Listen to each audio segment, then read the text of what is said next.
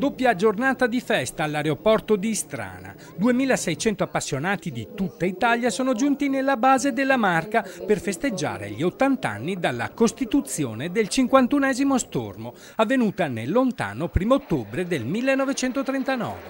Ma non solo, oggi si è celebrata un'altra data importante, la ricorrenza del 30° anniversario dell'entrata in servizio operativo del cacciabombardiere AMX.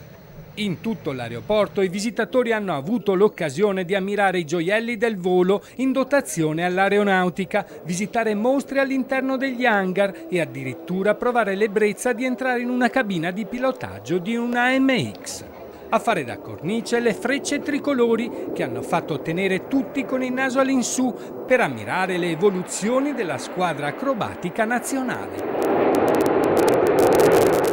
Ogni volta è sempre un'emozione. Bellissimo, è sempre uno spettacolo meraviglioso.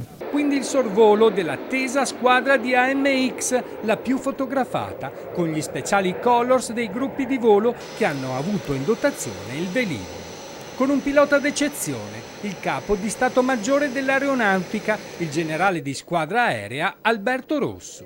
Com'è stato volare sopra un AMX? Bellissimo, e è stata per me, non dovrei dirlo forte, la prima volta che ho volato sull'AMX, quindi tenevo a farlo, sono riuscito a farlo adesso da capo di Stato Maggiore, è stato un volo bellissimo, in una cornice spettacolare col tricolore delle frecce tricolori a fianco, è stata un'emozione. Per il 51esimo Stormo la base di Istrana rimarrà una base strategica anche per i prossimi anni.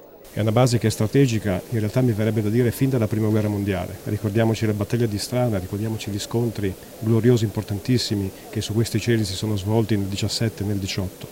L'AMX è stato un aeroplano importante, si sta avvicinando alla fine della sua vita. Il 51esimo Stormo, come tutti i reparti dell'aeronautica, evolve, cambia, acquisirà macchine nuove, continuerà a essere un tassello, un pilastro fondamentale dell'aeronautica militare, continuerà la sua presenza qui sul territorio.